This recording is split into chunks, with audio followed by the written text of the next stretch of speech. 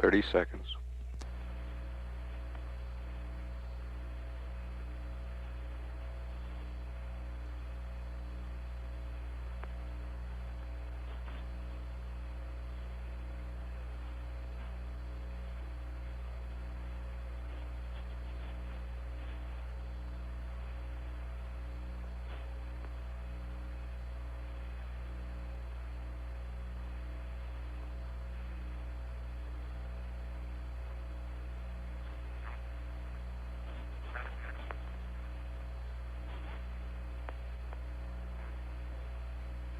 Engine on, looks good. Burn is complete. Roger, copy. And I'm going to proceed to 618. Roger, Tom. Burn looked good to us. Okay, there's plus X, so minus 9 tenths. We're going to ullage it back to 2 tenths. Roger.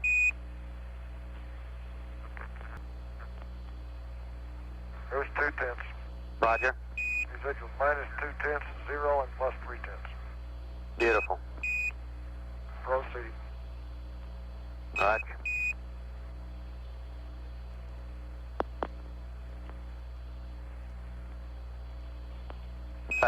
Houston, it looked really good to us. One question, could you guys feel the second bank coming in? I didn't feel it, as a matter of fact. Roger. Darn busy turning it on. I didn't really check the chamber pressure too well. It looked like it jumped a little. Roger. About 4 psi. So. Our delta VC on that was minus 4.4. Copy. Charlie, and the fuel remain is 99.4. Oxidizer is 98.0. And the Pug's meter bounced around quite a bit and it ended up at 400 decrease. Roger, copy, James.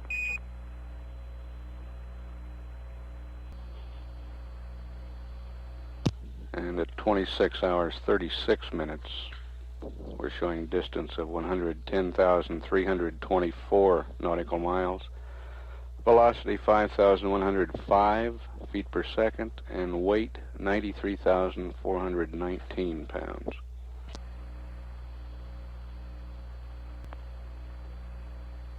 And that mid-course correction was very successful. Will give us a 58 nautical mile perigee at the moon.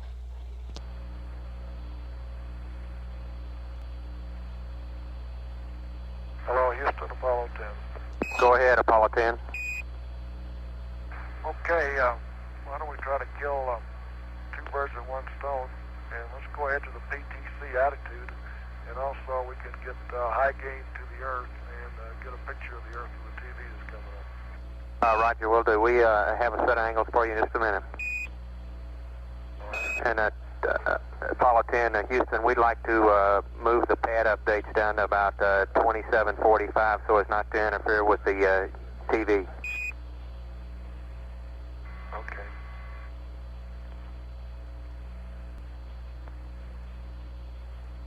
The indications from Tom Stafford are that he's going to turn the TV on earlier than scheduled.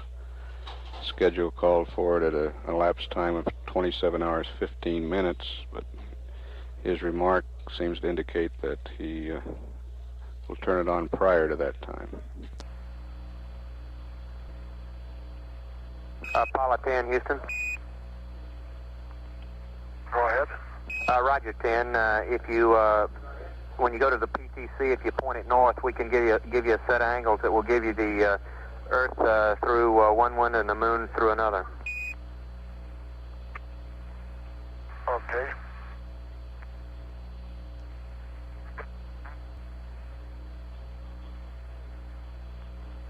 Hello, Apollo 10, Houston. We have some PTC angles for you and then some high gain angles, and also we'd like you to reinitiate battery B charge. Over.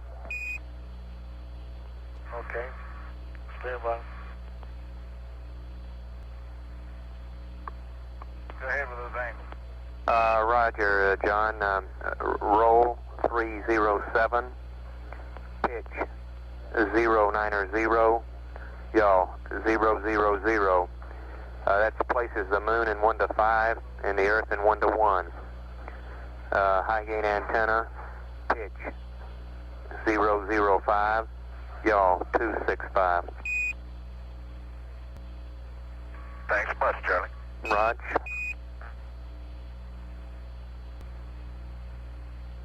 Houston, we got this ground pressure line on hydrogen tank 1, which we heard we might get, and we wondered if we had not it went back out, if we should maybe cycle the fans. I guess they just cut in the heaters itself automatically.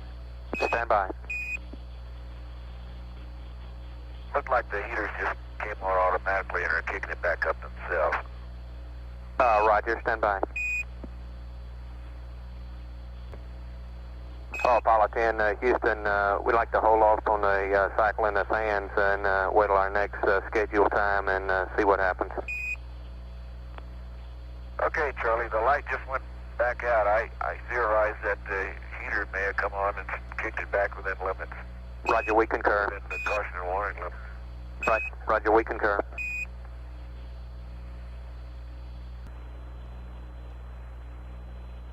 Houston, Apollo 10, we're maneuvering to the new attitude now. This is Houston, Roger out.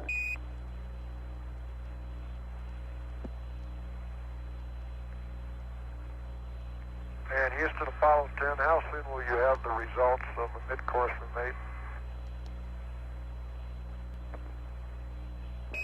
Apollo 10, this is Houston. Superficially, the burn looks pretty good, but it'll take about an hour for us to reduce the high-speed data over and to get tracking. Oh, Roger. Roger, thank you. This is Apollo Control at 26 hours 51 minutes. Apollo 10's distance from the Earth, 111,091 nautical miles. Velocity, 5,078 feet per second. Weight, 93,419 pounds. Charlie, that's going to be a good attitude. We got the Earth in the left window and the moon in the right, but I don't think we'll ever see the moon on TV. It's just too thin and too dim. This is Houston, Roger out.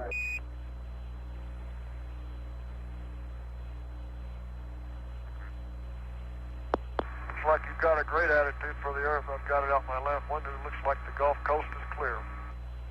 Roger 10, the network down here is ready for the TV whenever you are. I have an update to your PTC attitude mode, though. Stand by.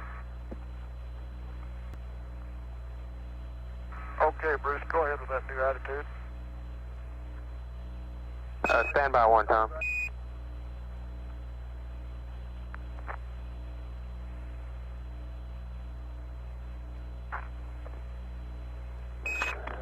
Roger, Apollo 10. Last night in your PTC mode, apparently you were bouncing off the edge of the yaw deadband, causing more thruster firing than we'd anticipated. So we've come up with a revised procedure which we hope will get the spacecraft settled down and more smoothly into the PTC mode. Basically, it follows the procedure on page Golf 1-94 of your checklist, except that you select 0.5 degrees deadband, and then I have some thruster configurations for you. Ready to copy? Roger, go ahead. Roger. After you get through the enter at the end of flashing 5018 in the checklist, we'd like you to disable all jets on quads Charlie and Delta using the auto RCS select switches. Wait 20 minutes, then switch manual attitude, pitch and yaw acceleration command modes and enable all jets using the auto RCS switches. Initiate your desired roll rate, which we show as 0.3 of a degree per second. And then when roll rate is attained, go to Accel command in roll and increase the deadband to the desired value. Manual attitude, pitch and yaw, rate command of 30 degrees deadband. Over. Okay, you said after you do the you enter on the 5018, disable Charlie and Delta jets with auto RCS switches, then wait 20 minutes, go to manual attitude, pitch and yaw, Accel command, and enable all the jets, and initiate your 0.3 of a degree per second roll rate, and then go Accel command and in roll and manual attitude rate command and pitch and yaw. Is that what you said there, Bruce? Roger, that's what I said.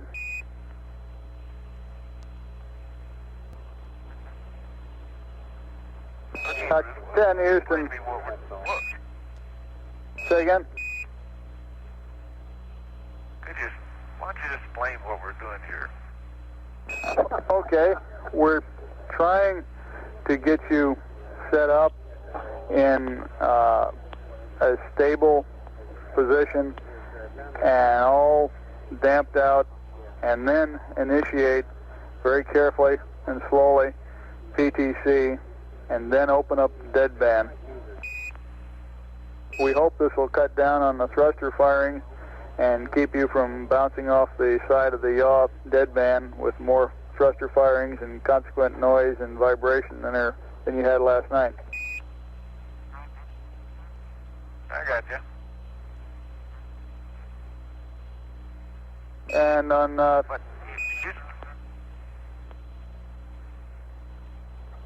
go ahead, Ken. okay, John's copying that down, and we got the tube locked on the Earth.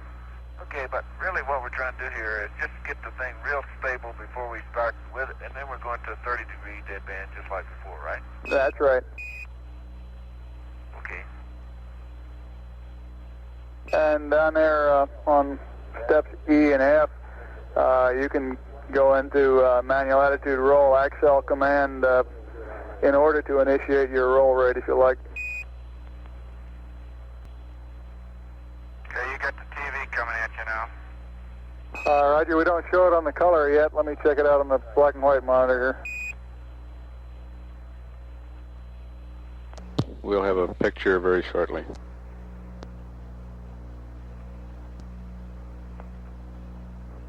Okay, we're seeing the Earth in the black and white. It's filling up about 1/3 of the screen vertically. It's looking good. Okay, we got it on the color now, and looking beautiful.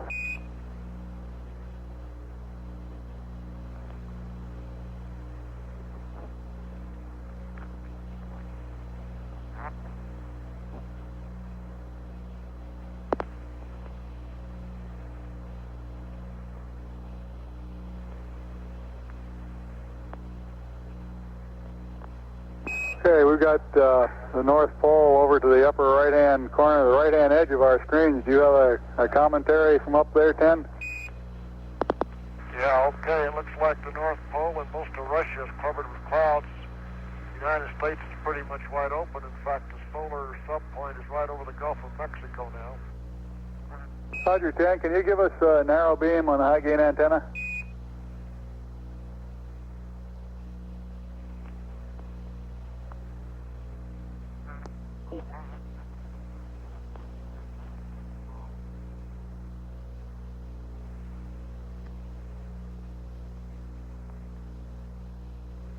Okay, Houston, I've got the full zoom on it so you can see we're quite a bit further away today than we were yesterday. Yes, indeed. In fact, what you see there is a little bigger than we actually see it since I had the full zoom on it. If you look to the south, you can see all of South America there, and west of the Andes, it's clear. Roger. And in the tropical rainforest over Venezuela, Brazil, Colombia, you can see the clouds that hang over there all the time. I've noticed how clear it is west of the Andes. Roger, we can see that on the left of our screen.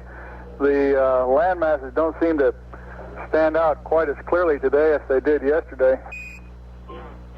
That's correct, and a lot due to the cloud coverage, and also you can see nighttime moving over Europe now. You have a real weird cloud formation coming around down. Just a minute, let me get it refocused.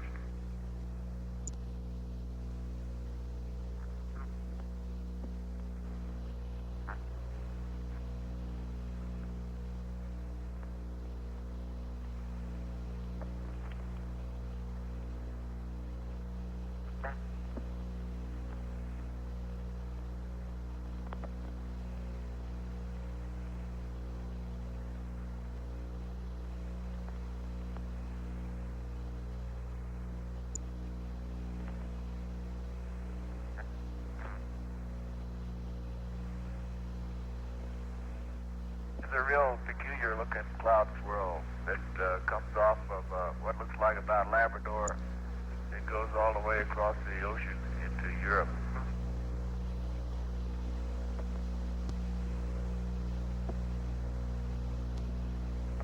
I have a little harder time holding it today because of the narrow beam that we have with the zoom lens. We're out at maximum zoom now.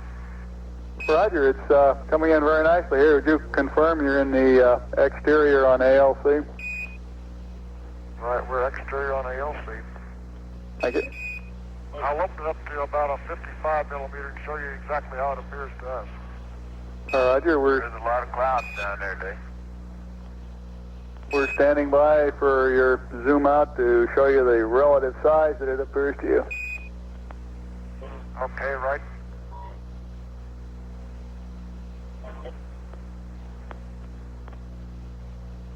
Right there is about how the Earth appears to us now in size.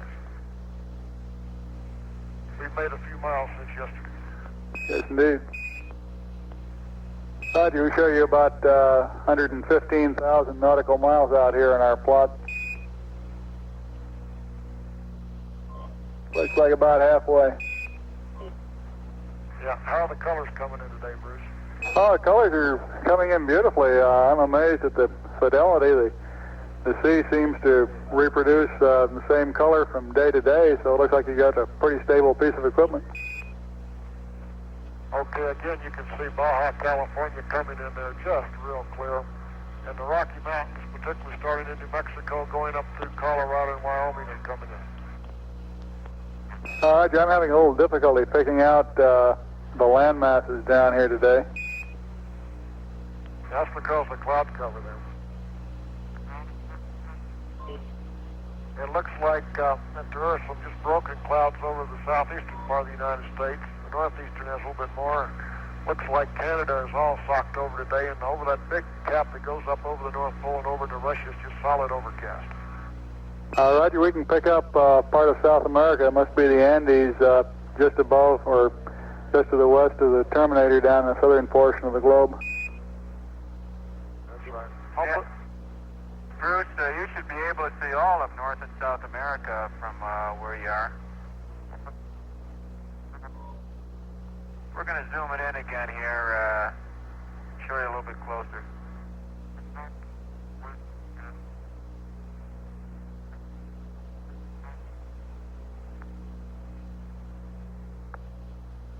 That's maximum zoom right now on the camera. Roger.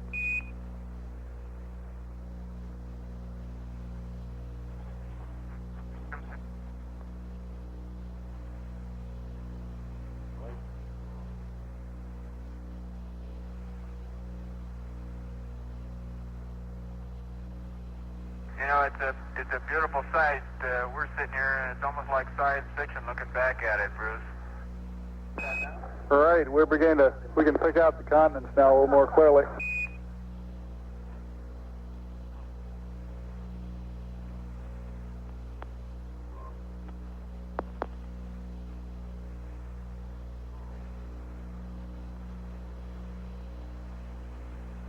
I'm voting for the world being round if there's any dissenters.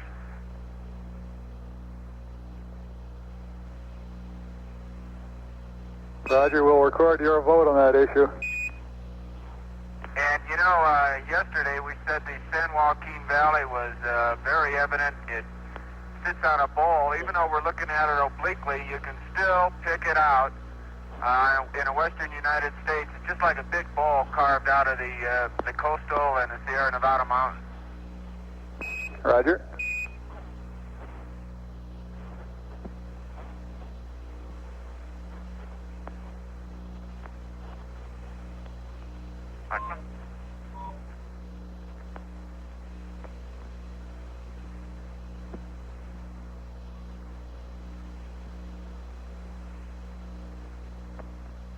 Apollo 10 Houston, the SPS data has been looked at on both the Midcourse 2 and the evasive maneuver, and all the data is good. We'd like to get you to cycle the ALC switch once so we can observe the effect on the picture down here. Over. Okay, let me go back again. Our monitor went up. There we are. Roger. You just hold it steady and then cycle it a few seconds to interior and then back to exterior for us.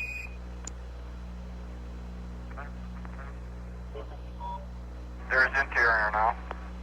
Boy, we can really see it washing out down here. Coming back to exterior. Beautiful.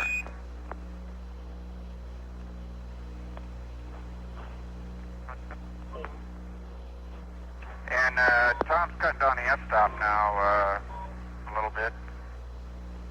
Beautiful. What f-stop were you using? If you could stop it down one or two stops more, it seems like the definition is better. There's F-22 right there. Okay, hold it there.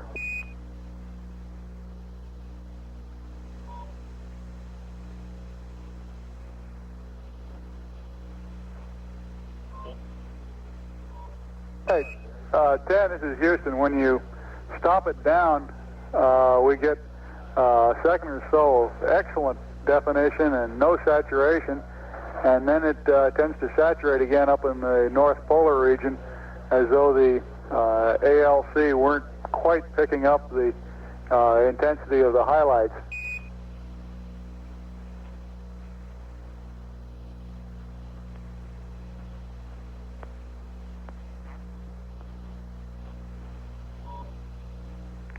Bruce, we will not be able to see the moon because through the TV because we got the sun right alongside it outside the right-hand window. Roger, we understand.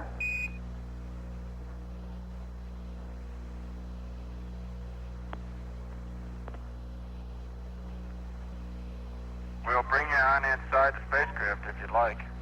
Okay, hey, before you do that, would you open the lens up about 2 stops slowly and then stop it down fairly rapidly for us? Okay, we're coming open now. Up and fast.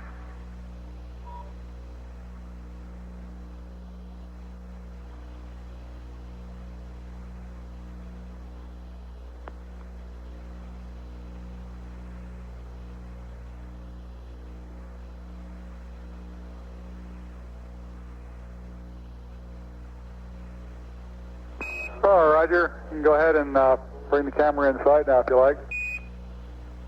Yeah, okay, I can see what you mean by the saturation. Also, just kind of, again, if you're out here looking down from this distance, you can never tell that anybody inhabited the place. Roger. Okay, we're going to take you inside. That's probably been said before.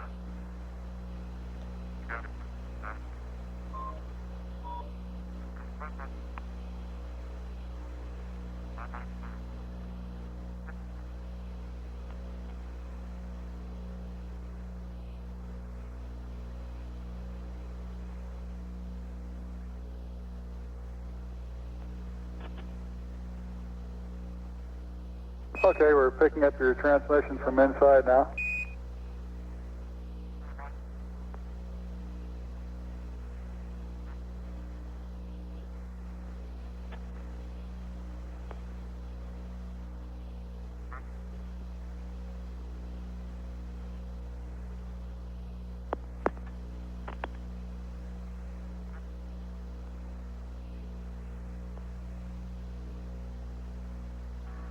Houston, this is obviously our patch. How's it coming through in color?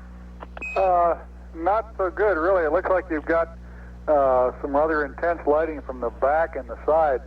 If you could get the lighting more directly on the patch, it'd be better. Yeah, that's the sun coming in. Roger.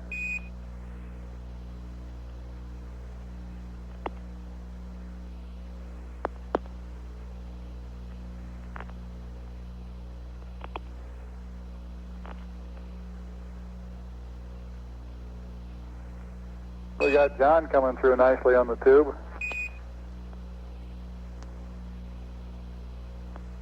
What was the three fingers for?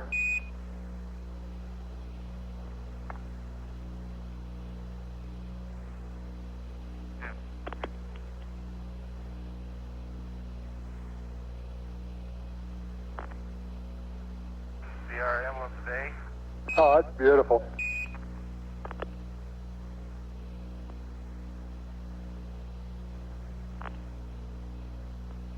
We're going to put some more things in it, but we just ran out of time. Roger. Is this also your emblem? This is our another emblem. Do you see any resemblance between the card and the guy holding the card? Now that you mention it,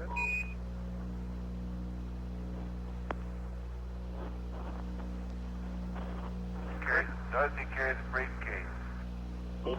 Roger. Good grief, Charlie Brown. Now you're going to bring on that whizzer here. Okay, we got Snoopy now.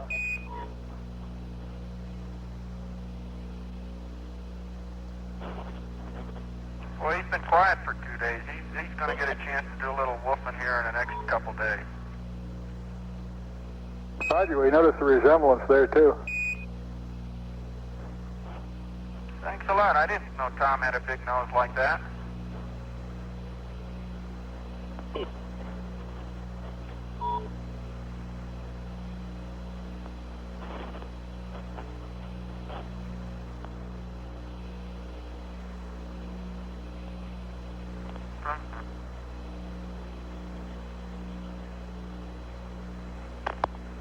Take you over to Gino's side of the spacecraft.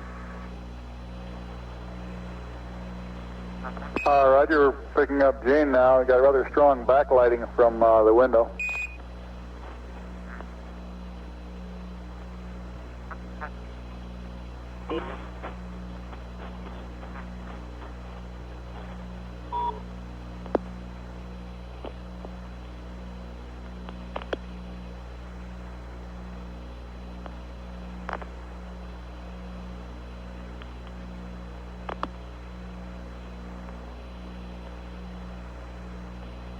The Spirit, you all drawing the window shades there?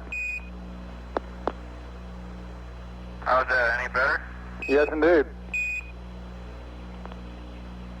We didn't get a chance to shave this morning before this show. I hope that doesn't bother anybody. It doesn't bother us. Definition is real good. We can just about read your wristwatch there, Gene.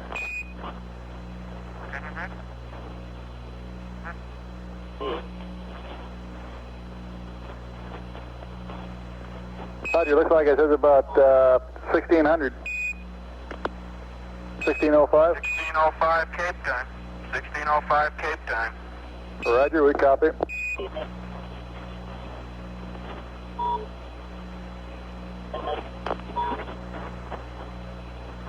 Yeah? Roger, we've synchronized our watches here. Beautiful.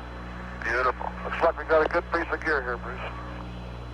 Yes, it does. Give you a whizzer. Give you a whizzer a TP over here.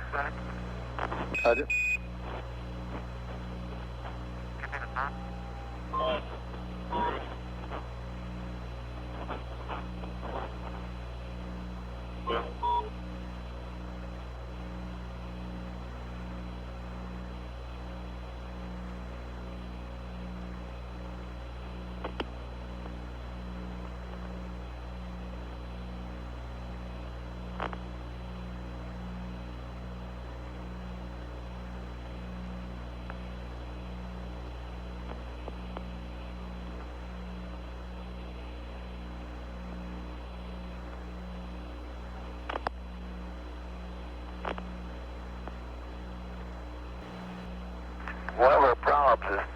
figure out which way is up and which way is down.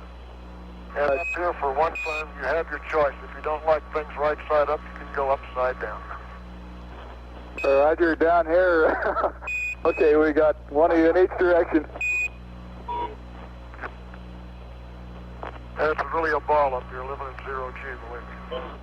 That's the only way to fly.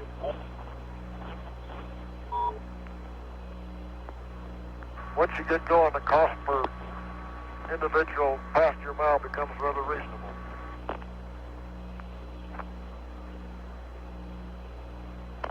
Roger, we copy.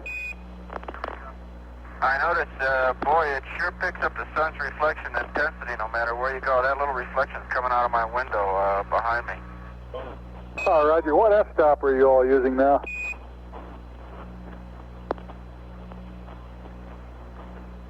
Oh, I'm at about 2.8, I believe, here. Wait a minute. Yeah, about 2.2 to 2.8. Houston, Roger out. Still good color? Yes, indeed. You might notice the dynamics here.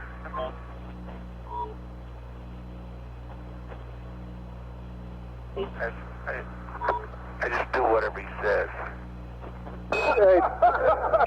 Hey, Tom, the flight surgeon here wants you to be sure to log all your exercise. I got you.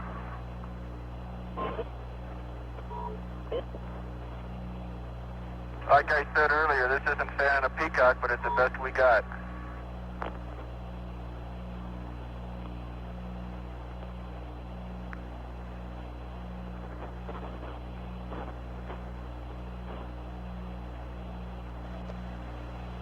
Oh, it's dynamics like that. You guys ought to be pretty good at this PTC mode.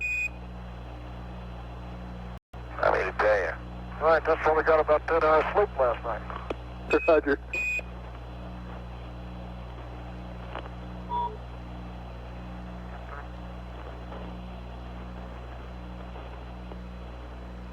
That's perfect zero gravity there, boy. I tell you, it's nothing like it.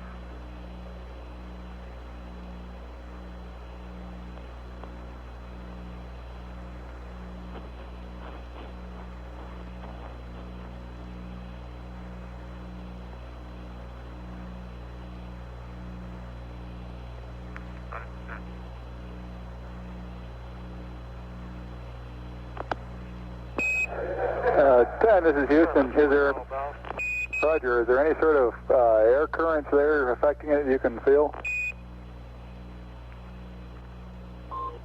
Yeah, if you're blowing it, it'll move it. But just not out here, really. That's an effect we discovered a long time ago. If you watch it long enough, it'll go up. It's really hard to stabilize something so it won't move. Roger, I remember that from Gemini 10.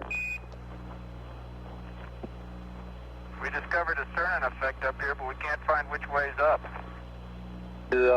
Gene, could you move the camera around slightly? We've got a very bright spot coming in the window. We want to make sure that you don't burn the target with the F2, F28 f-stop. Yeah, I'll try it here, Bruce. Get it away from some of that if I can. Roger.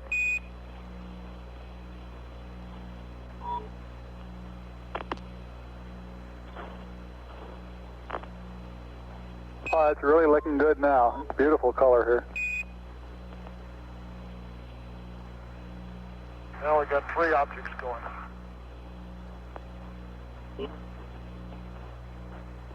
Oh, this is a real testimonial to prove you were there in case there are any doubters. People want to know what kind of men go to the moon. There's a good look at one right there. Could you believe it? Some people still don't.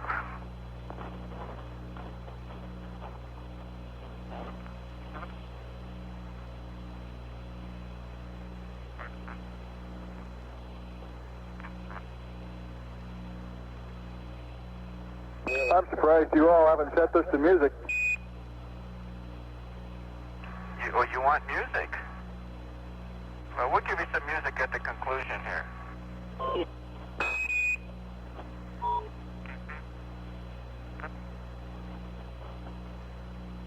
Okay, we'll take you back outside now. Roger.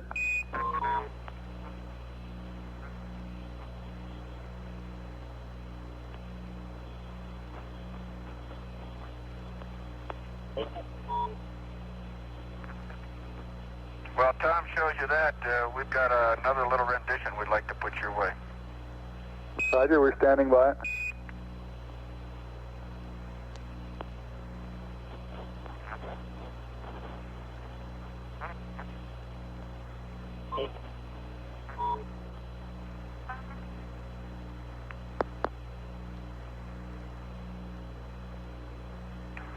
Here it comes.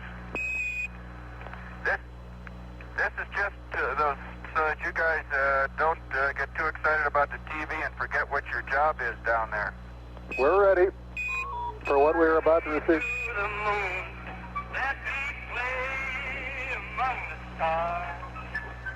Let me see what spring is like on Jupiter and Mars.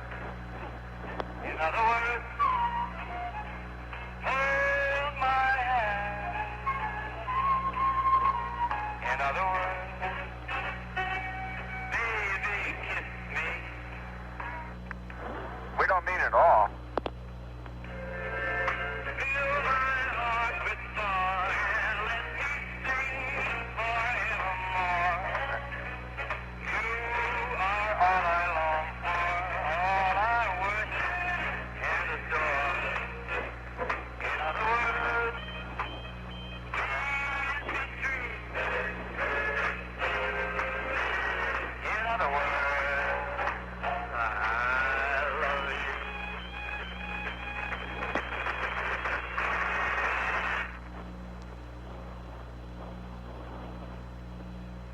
Just wanted to send some thoughts back to you. Roger, thank you for your thoughts. And with this view of the Earth, looks like the United States, the landmass of the U.S. is showing up better now than it was a few minutes ago. Right, Bruce, you can really see looks like the New England states are kind of clobbered in there. Right. But the main part of it's coming in real good. And again, you can see the Great American Desert, the Rocky Mountains, and the Sierra Nevadas there. No, it's beautiful on the transients before it saturates there. Okay, I'll try to give you another one.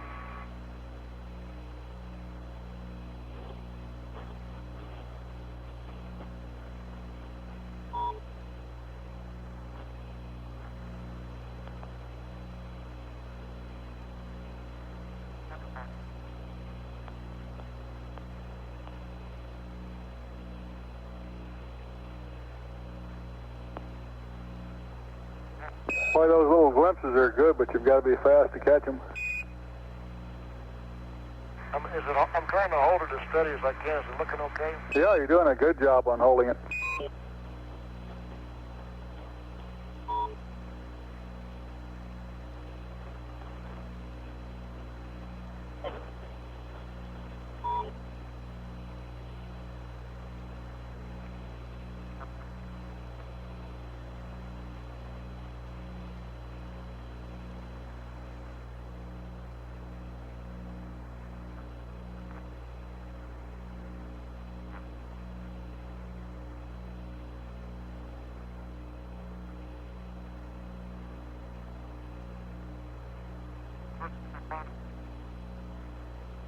Just an Apollo 10 on the monitor, it appears that I have a couple little bumps and ragged edges. That's coming through down in the black and white.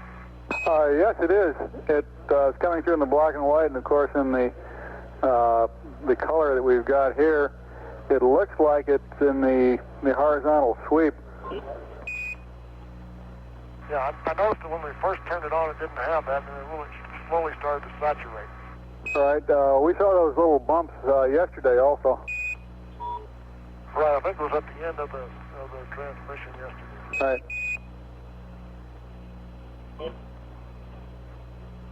Okay, we'll go ahead and terminate the TV pass here. I just wanted to play a little music for you so we have something up here when it gets lonely during the PTC mode.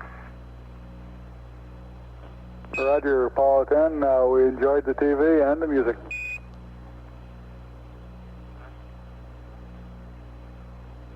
talking to you tomorrow.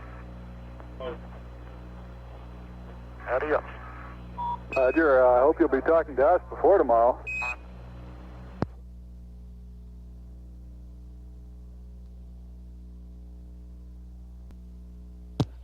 This is Apollo Control at 27 hours, 30 minutes. Apollo 10's distance now 112,952 nautical miles. Velocity 5,014 feet per second. That TV transmission lasted about 27 minutes.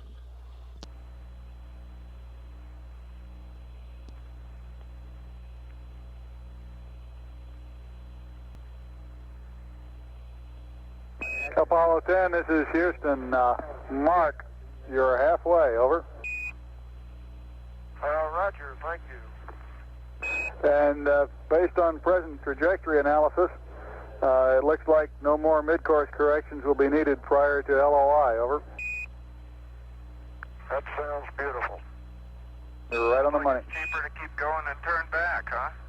I tell you, it looks beautiful going away, and it's going to look even better coming back. Roger. What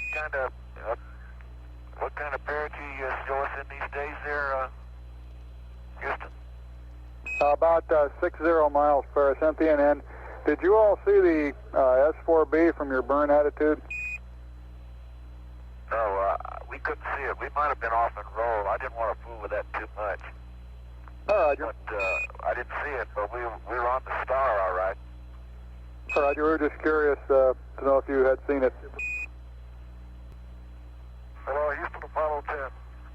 Go ahead, 10. Roger, just want you to give our regards to Chris and all the people at MCC and the tracking networks. It looks like all those computers are working right down to the last bit. Give us that 60-mile perigee is pretty fantastic. Roger, Tom. We'll pass that along. Well, better watch it for the next couple of days just to make sure, don't you reckon? Oh, I don't reckon that we'll desert the Moker here. I think there are a few people planning on sticking around, at least until you get into orbit. Okay. That's really targeting it right down the old slot, though, man. That's great if it does it. You can tell Phil Schaefer to keep smiling. I could probably see him from here. Say again, whom we're supposed to tell, Tom? Phil Schaefer. Roger. Apollo 10, this is Houston. Prior to midcourse correction 2, we set your X-PIPA bias to 0. And as a result of this, you have to update your erasable memory table in the contingency book.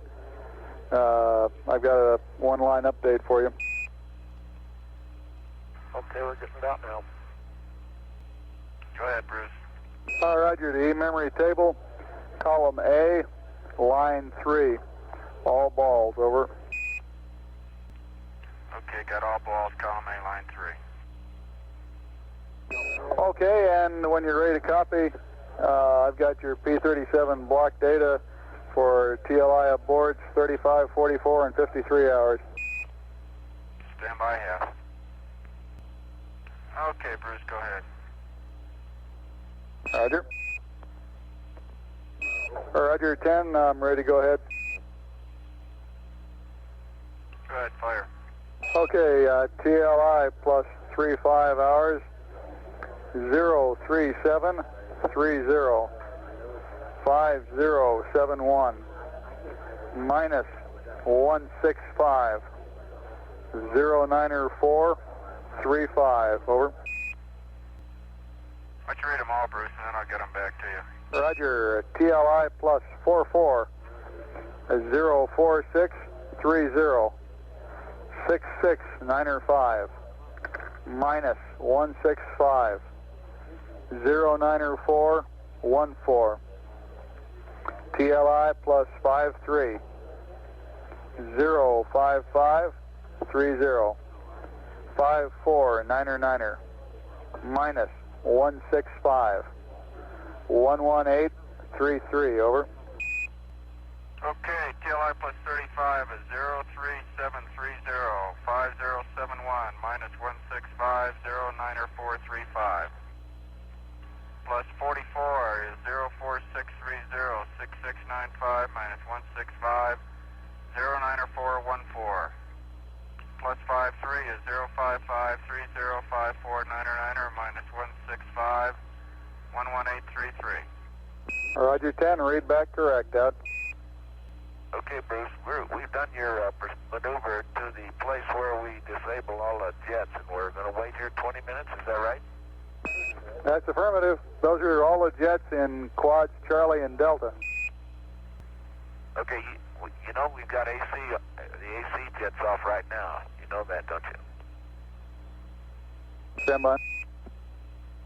Roger 10, what we're attempting to do is get you down to a single thruster firing at a time for attitude corrections. Smallest couple we can get. Roger. At 27 hours 41 minutes, distance is 113,513 nautical miles. Velocity 4,995 feet per second. Hey, Bruce, the theory behind this PTC is that once initiated, it never fires another jet. Isn't that the theory? I think that's the theory. Stand by and I'll confirm it. I'm just pulling your leg. They say that's the theory, but I see a lot of fingers crossed.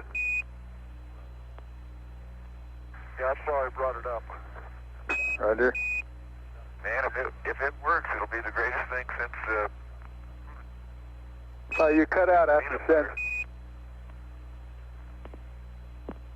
Yeah, there was a delay in the transmission there, the speed of light. Since peanut butter. Roger, copy. Greatest thing since peanut butter. This is Apollo Control at 27 hours 50 minutes. The Apollo 10 crew is now reestablishing passive thermal control, or PTC, that had been originally established yesterday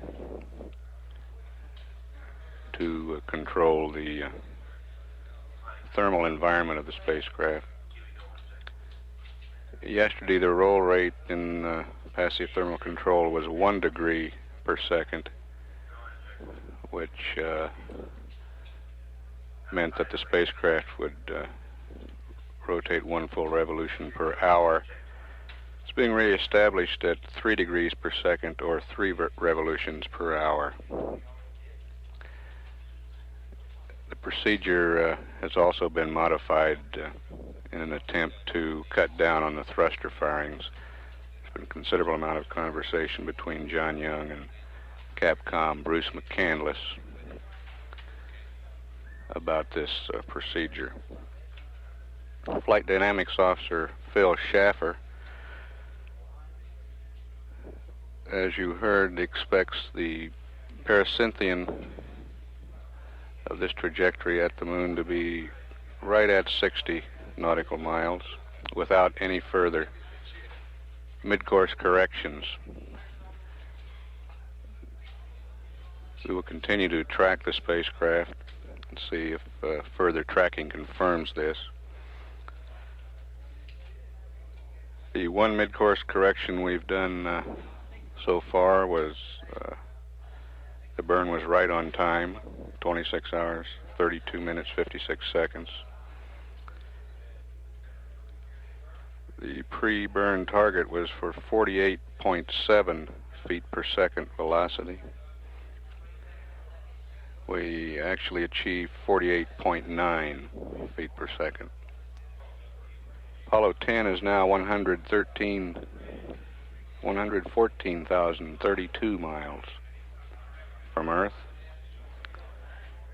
Velocity continuing to drop, 4,978 feet per second now. We'll take the loop down and come back up if there's further conversation. This is Apollo Control at 27 hours 55 minutes. We have a correction on the last commentary. The roll rate established yesterday for passive thermal control was 1/10 of a degree per second, not 1 degree. And the roll rate being established now is 3/10 of a second. 3/10 of a degree per second, not 3 degrees per second. This is Apollo Control at 27 hours 59 minutes, and we're back in conversation with the crew.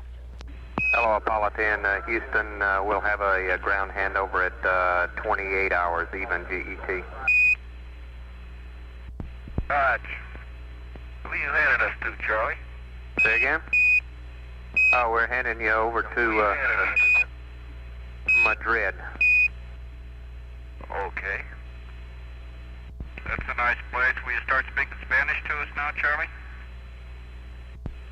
I don't believe I could do that. How about Buenos Dias? Is that good enough? Ah, sí, senor. Muy bien, gracias. Buenas noches. Charlie, your British is good enough for me. All right, buenas noches. I got a hard enough time speaking English. That's all right, Charlie. You just keep talking grits, I understand it. Charlie, not to sound corny or trite, but it really is like another world out here. Say again, Gene? I said at the expense of sounding corny and trite, it's really another world out here. All right. I like to say Roger. Houston 10, we're starting our roll right now. You want me to initiate Omnis and take care of the high gain? Stand by. Roger 10, we'd like you to select Omni Bravo.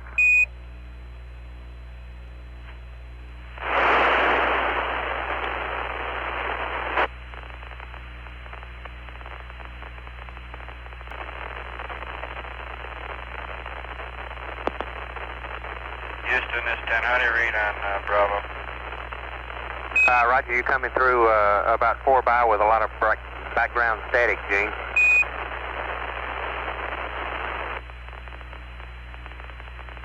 Okay, how now? That's fine. Okay, Houston, we've got the deadband set up. You want us to go back to CMC and all the... Stand by. Don't look to me like it's going to last very long there, Charlie. Roger, John. When you did that Verb 46 enter a couple of seconds ago, it collapsed the deadband back to 5/10 of a degree in the DAP. You'll have to reinitialize again. Okay. I'm showing a 5 degree, showing a 5 degree deadband. Roger. We want you to do a 30 degree deadband. Stand by one. We'll get this squared away. Okay. Okay, there's your 30 degree deadband, which is what we had. Unless numbers didn't get in there. Roger, stand by. Houston, what I want to find out is, do you want us to go back to CMC and auto on the pitch and yaw channels from Excel command? You want us to go to rate command, giving it back to the DAP? That's affirmative. We want you to go to CMC and pitch and yaw, manual attitude, and rate command. Okay. And that's where we are. Roger.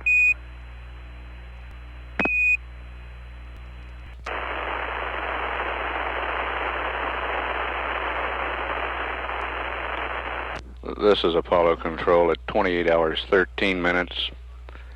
Apollo 10's distance from the Earth now 115,010 nautical miles. Velocity 4,945 feet per second.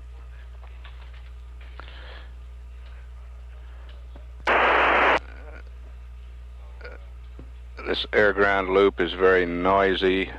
We've had no conversation for some time. We'll take it down and come back up if there is conversation.